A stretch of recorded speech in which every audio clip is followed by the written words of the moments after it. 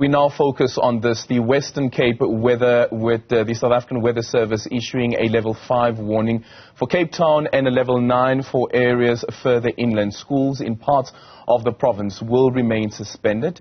Extremely strong winds with the speeds of excess of 90 kilometers per hour already lashing the region, uprooting trees. There have also been reports of roofs being blown off homes and buildings. Some roads have been closed, as well as the Huguenot tunnel. Let's now get an update on the situation currently taking place in the Western Cape. We speak to the MEC for Local Government, Environmental and Development Planning in the Western Cape, Anton Bredell. Anton, good morning. Thank you so much for making time for us. What's your assessment of what's currently happening and what happened overnight?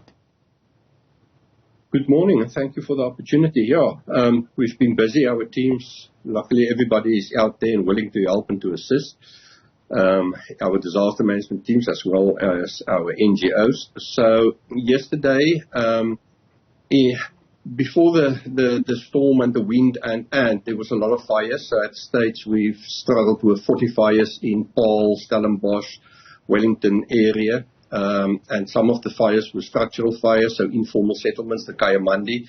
We've lost 300 shacks with around about 1,200 people that's homeless. So we had to get givers to help us to feed those people, to put them into walls. And this morning, the health department will take chronic medicine to those families. But in the midst of all of this, we had to make the decision to safeguard our kids, especially in 3 areas. The warning 9 was for Cape Winelands, Overberg, and the Helderberg Kom. And we decided not to open those schools. The traffic on the road, the children's lives are at stake. Yesterday we've damaged to more or less 12 schools, and during the night we tried to fix those roofs because there's equipment within the schools, and with heavy rains expected, there can just be more damage within the schools. So we tried to prevent that. So teams last night fixed those kind of damages. And then we call on people to be careful out there. It's very dangerous. Lots strong winds, lots of rain expected in the Overstrand, Overberg, Swellendam areas, Stanford areas. So I've called the mayors. Yes, last night heavy rains, but no major damages as such currently. So we will focus on those areas that was damaged yesterday. So the Kayamandis, informal settlements in Paarl, etc. And then we ask people to, if they're in trouble or if they want to call us, look on the website www.westerncape.gov.za. That will be the quickest road to disaster management in your area.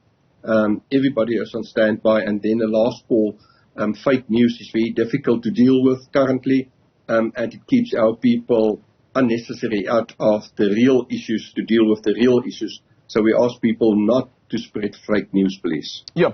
MEC, what about people who don't have access to any platforms that allow them to get onto the website for the government? Well, so how do they get in touch with emergency services? They can contact any fireman, any police officer. We're all out in the field.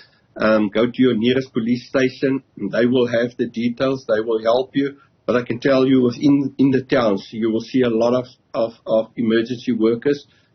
Everybody's been called in. We've received this warning Friday, so we planned Friday, Saturday night to be ready for this. And yeah, a lot of trees been uprooted. One thing that you don't think about, that in certain areas the head of the robots would turn, so that can be very dangerous. So the teams work to rectify that.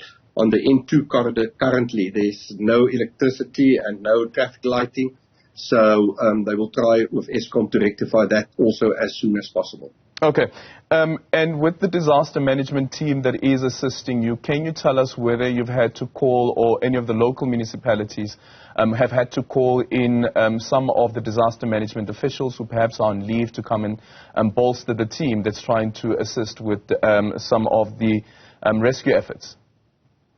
We've got an intergovernmental SOP, they call it. It's a standard operating procedure. So when Drakenstein, when we call a code red yesterday morning, meaning that your own resources aren't enough to deal with the fires, then we sent firemen and women from Swartland, Cape Town, and they've got that standing operating procedures and contracts between the municipalities.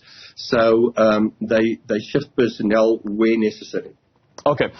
We just had a conversation with our reporter earlier on, and Nasipi speaking to one of the local councillors in Luandle, who's saying that what they're calling for is assistance when it comes to foods, blankets, as well as essentials.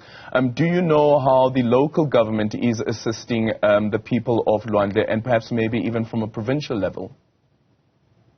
The local government, as well as Department of Social Services, they're busy assessing and looking where the biggest needs are. We definitely know about Kayamandi, so we work very closely with givers there.